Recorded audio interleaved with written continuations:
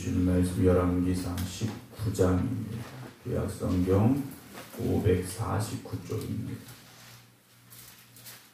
열왕기상 19장 1절부터 21절입니다.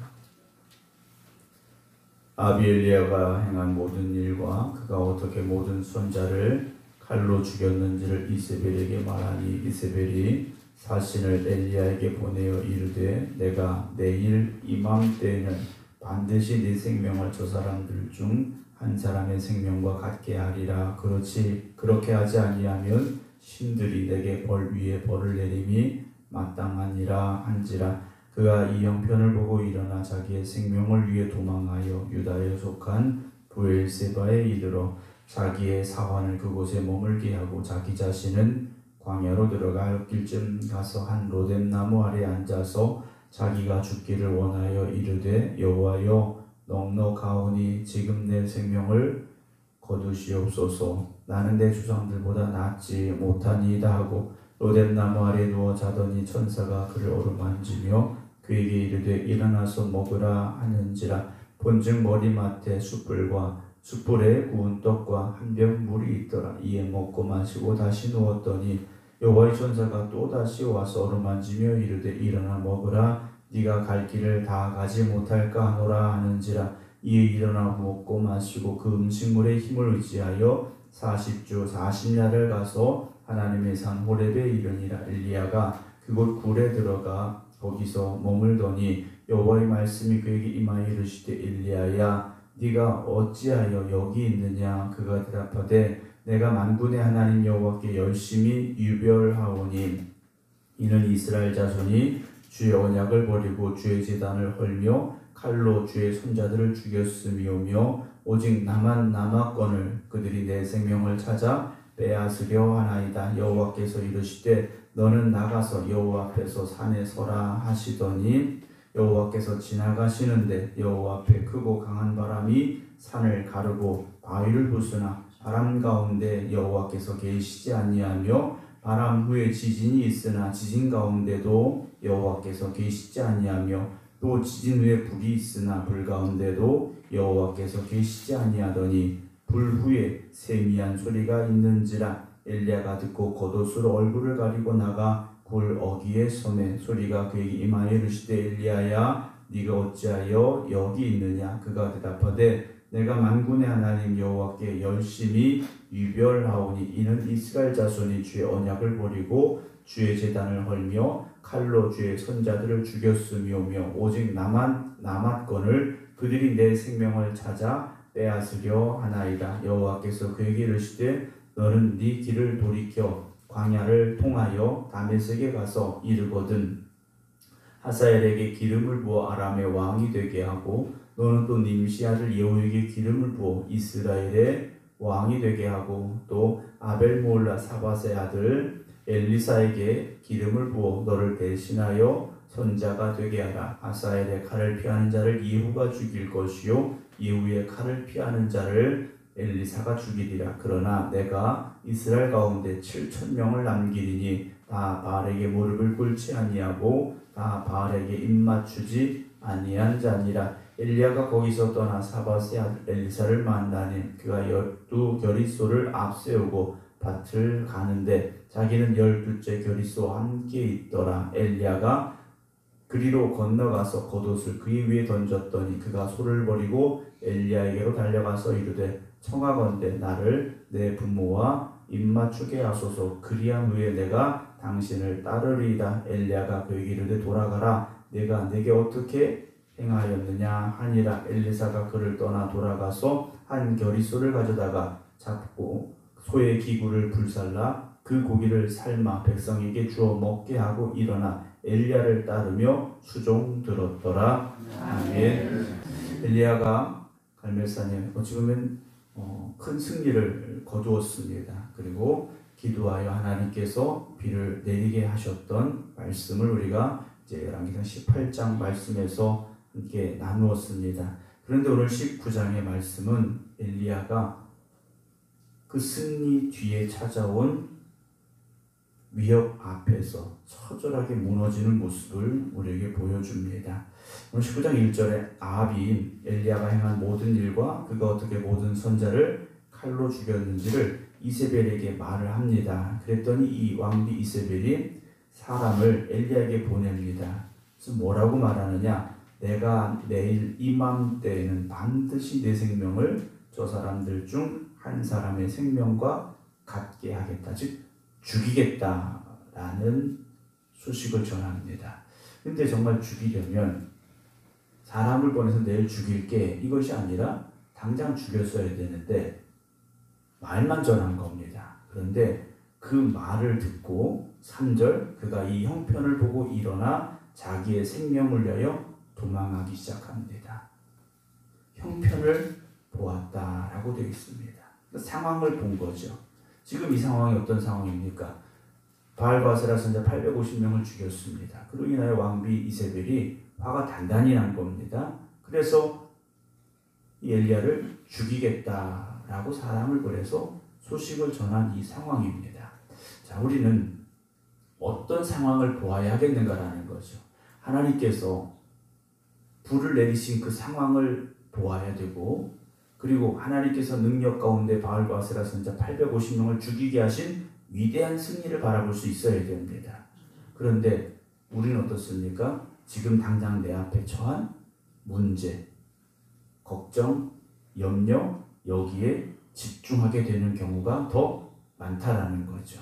오늘 저와 여러분들이 천지만물을 창조하신 하나님께서 나와 함께하고 계시고 그 하나님의 능력이 나를 도우시고 역사하심을 잊지 않는다면 우리는 걱정하지도 두려워하지도 않아야 됩니다. 근데 우리는 걱정이 떠나질 않는다라고 말하죠. 끊임없이 염려하고 끊임없이 걱정하고 그로 인하여 두려움에 빠지게 된다라는 겁니다. 그러면서 우리에게 찾아오는 게 뭡니까? 절망이죠. 엘리야가 그래서 절망하고 도망치기 시작합니다. 사환을 데리고 브엘세바를 지나서 4절 자기 자신은 광야로 들어가 일찍 가서 한 로뎀나무 아래 앉아서 그 다음에 뭐합니까? 엎드려 기도한 게 아니라 자기가 죽기를 원하여 하나님 앞에 말씀을 드리죠. 하나님 넉넉하오니 지금 내 생명을 거두시옵소서. 나는 내 조상들보다 낫지 못합니다. 하나님 내가 여기서 죽는 게 낫겠습니다. 라고 하나님 앞에 말씀을 드립니다. 우리는 무엇을 보고 있는가라는 거죠. 무엇을 보고 있는가. 물론 사람들이 좋은 기억은 오래가지 못하고 좋지 못한 기억은 평생을 안고 갑니다. 그래서 항상 걱정이 많고 염려가 많고 그러나 오늘 저와 여러분들은 하나님은 지금도 살아계시고 그 하나님께 나를 위하여 일하시고 역사하시고 지금도 나의 기도를 들으시며 하나님께서 앞으로도 함께 하심을 기대하고 소망할 수 있는 믿음으로 살아가시길 주의 이름으로 축원합니다. 그래서 우리는 절망의 사람이 아니라 소망의 사람이 되어져야 됩니다. 사실 엘리야는 위대한 선자입니다. 그리고 엄청난 승리를 거뒀습니다. 그런데 그 승리 뒤에 이렇게 절망하고 있는 모습을 우리가 보게 된다는 거죠. 하나님께서 그를 내버려 두셨느냐? 5절입니다. 로뎀나무 아래 누워 자더니 천사가 그를 어루만지며 그에게 이르되 일어나서 먹어라 그랬어요. 우리 같으면 엘리야를 보시고 하나님께서 어떻게 하시겠습니까? 말로 차도 돼 속이 이게 풀리지 않을 정도로 참 답답한 모습을 보여주고 있는데 하나님은 오히려 그를 어루만져주고 계시다라는 거죠. 우리가 아무리 부족할지라도 아무리 못난 것 같다 할지라도 하나님은 하나님의 자녀된 저와 여러분들을 늘 어루만지시고 품에 안아주시고 우리에게 힘이 되어주심을 고백할 수 있길 주의 이름으로 부탁을 드립니다. 그래서 일어나 먹어라 그러셔요. 6절 본중 머리맡에 숯불에 구운 떡과 한 병 물이 있더라. 이에 먹고 마시고 다시 누웠습니다. 엘리야가 얼마나 지쳐있던가 우리가 생각해 볼 수 있는데요. 7절에 여호와의 천사가 또다시 와서 어루만지며 이르되 일어나 먹어라. 왜냐 네가 갈 길을 다 가지 못할까 라고 말씀하십니다. 우리는 아직도 가야 될 길이 있는 사람들입니다. 여러분 우리 인생이 오늘 끝나는 거 아니지 않습니까? 오늘을 살아야 되고 내일도 살아야 되고 여러분 앞으로 우리가 가야 될 우리 인생의 길이 있고 또 사명의 길이 있다는 것을 잊지 마시기 바랍니다. 그래서 먹고 마시고 그 음식물에 힘을 의지하여 40주 40날을 가서 하나님의 산 호렙에 도착을 했다라고 되어 있습니다. 하나님 주신 음식을 먹고 힘을 얻어서 가는데 사실 음식의 힘이 아니라 하나님이 함께 하심에 대한 의지함이라는 거죠. 우리가 인간적인 힘으로 일어서는 건 한계가 있습니다. 우리가 인간적인 어떤 노력을 가지고 버텨내는 건 한계가 있습니다. 그러나 하나님이 함께 하시고 하나님이 도우시고 하나님이 역사하시고 하나님이 힘을 주신다면 우리는 절대 무너지지 않을 것입니다.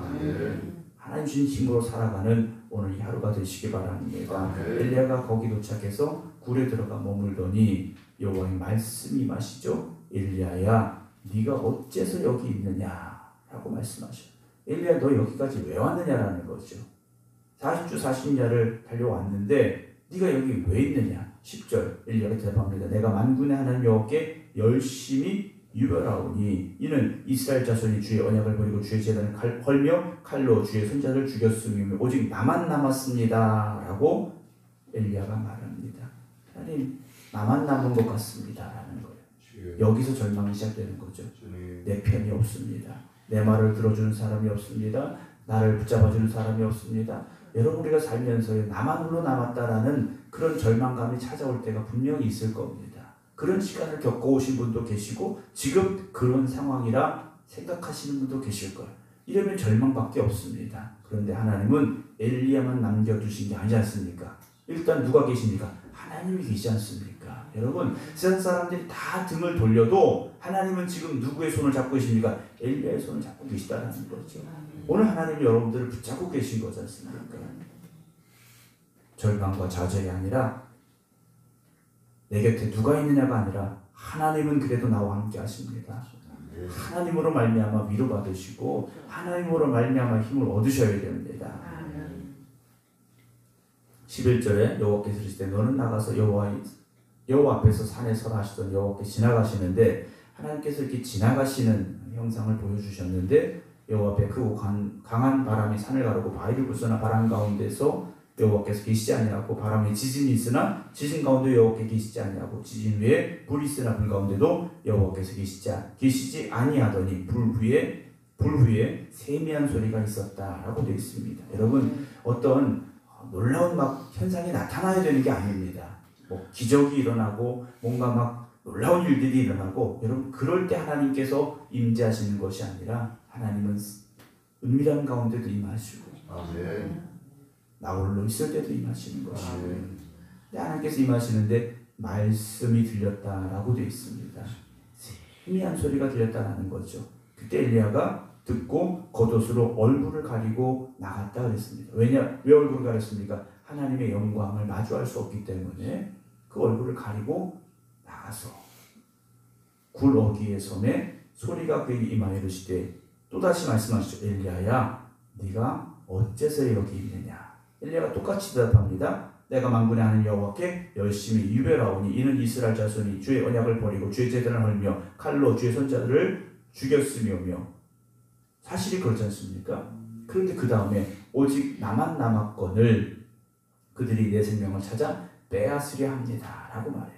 상황이 그런 건 맞습니다. 그러나 그 해석을 주관적으로 내 생각 가지고 해석하지 말라는 겁니다.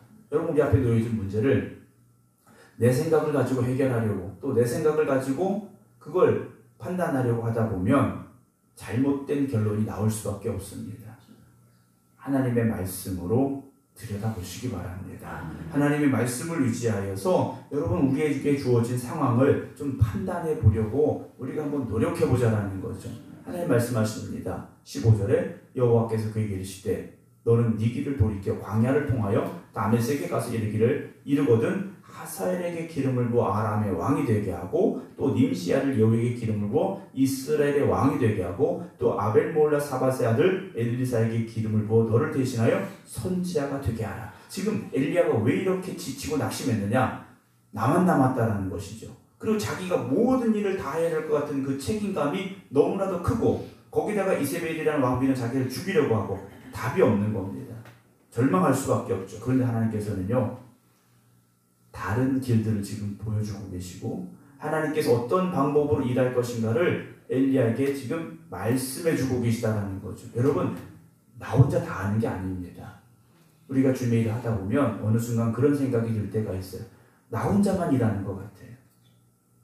또 세상을 살아가면서 나 혼자 모든 걸 다 해야 될 것 같다라는 그런 생각이 들 때가 있다라는 거죠. 그러나 하나님은요, 돕는 사람들을 세워주실 것이고 나에게 힘이 될 사람들을 붙여주실 것이고요. 여러분, 그렇게 여러분 하나님을 의지하시기 바랍니다. 나 혼자만 남았습니다. 나 혼자 일해야 됩니다. 이러다 보면 지치게 되고 낙심하게 돼요. 우리가 교회에서도 하나님의 일을 하면서도요, 내 일이 아니라 하나님의 일을 하는데 왜 지칩니까? 내 일이 아니라 주님의 일을 하는데 왜 우리가 낙심합니까? 왜 상처받습니까? 나 혼자 한다고 생각하니까. 뭐 누군 안 하는데 나 혼자 하는 것 같고 나만 힘든 것 같고 우리가 그런 마음이 들 때가 있다는 거죠. 여러분, 그건 내가 그렇게 내 마음을 생각하고 만들어가고 있다는 거지 않습니까? 여러분, 하나님은 절대 우리 혼자 내버리지 아니하십니다. 엘리야를 대신할 후계자도 세워주시지 않습니까? 엘리사를 세워주시는 것. 그들이 하나님의 일을 감당하게 될 것임을 말씀하고 있지 않습니까? 지금 아합과 이세벨이 엘리야를 힘들게 하고 엘리야를 죽이겠다고 하니까 하나님께서 오히려 갚아주실 사람들을 세워주고 계시다라는 거죠. 더군다나 18절, 그러나 내가 이스라엘 가운데 7,000명을 남기리니 다 발에게 무릎을 꿇지 아니하고 다 발에게 입 맞추지 아니하는 자다. 그래. 이미 오바댜가 100명의 선자를 숨겨두고 있었지 않습니까? 자기 혼자 남은 게 아니에요.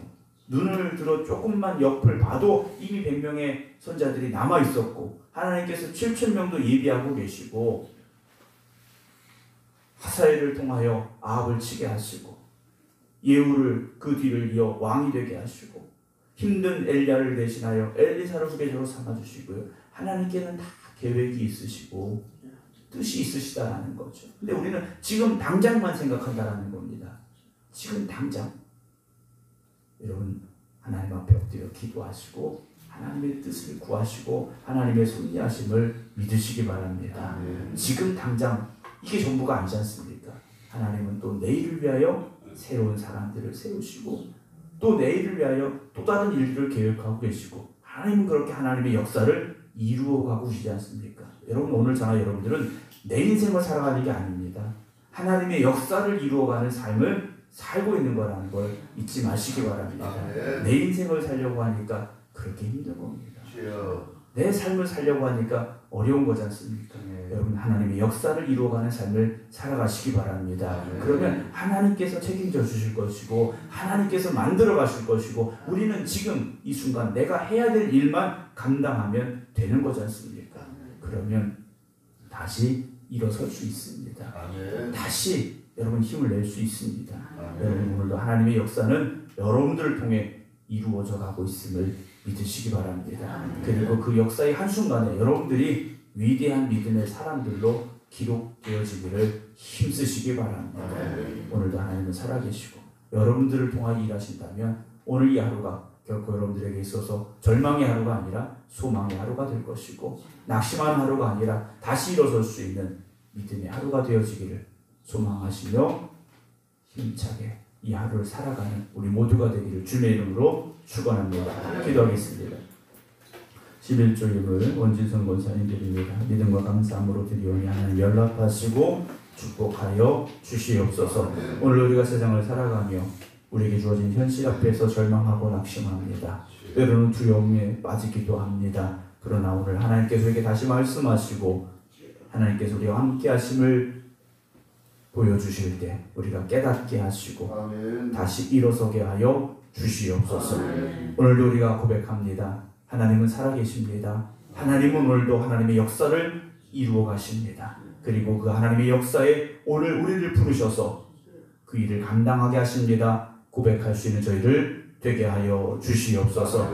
우리가 내 인생의 짐을 내가 지고 가려 하기 때문에 힘들고 때로는 낙심하고 때로는 쓰러질 수밖에 없음을 우리가 고백합니다. 그러나 하나님의 역사를 이루어가는 삶을 살아가라고 우리를 부르신 그 하나님의 음성을 다시금 듣게 하여 주시옵시고 그 사명의 자리를 다시 회복할 수 있는 저희들이 되게 하여 주시옵소서. 그래서 오늘도 이 하루가 내 삶을 살아가는 것이 아니라 하나님이 주신 사명을 감당하며 살아갑니다. 고백할 수 있는 저희들 되게 하여 주시옵시고 하나님의 역사를 이루어가는 그 위대한 자리에 저희를 부르셨음을 고백할 수 있는 저희들 되게 하여 주시옵소서. 그래서 오늘도 이 하루가 하나님의 뜻을 이루어가는 하루가 되게 하여 주시옵시고 하나님의 영광을 위해 달려갈 수 있는 하루가 되게 하여 주시옵소서. 이제는 우리 주 예수 그리스도의 은혜와 아버지 하나님의 무한하신 사랑하심과 성령님의 감동 감화 역사하심이 오늘도 하나님 우리를 불러주시니 감사합니다. 하나님의 그 위대한 역사를 우리에게 맡겨주시니 감사합니다. 고백하며 기도드리는 모든 성도들 위해 이제부터 영원토록 함께 하시기를 간절히 축원하옵나이다. 아멘.